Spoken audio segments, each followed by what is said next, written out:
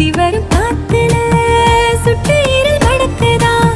முட்டை கோழி பிடிக்கவா முறைப்படி சமைக்கவா எலும்புக கடிக்கையில் என்ன கொஞ்சம் நினைக்கவா மஞ்சோறு ருசிக்கவா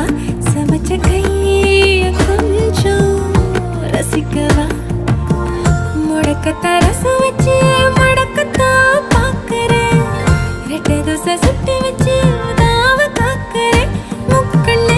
நுங்கன நிக்கிறேன் மண்டரி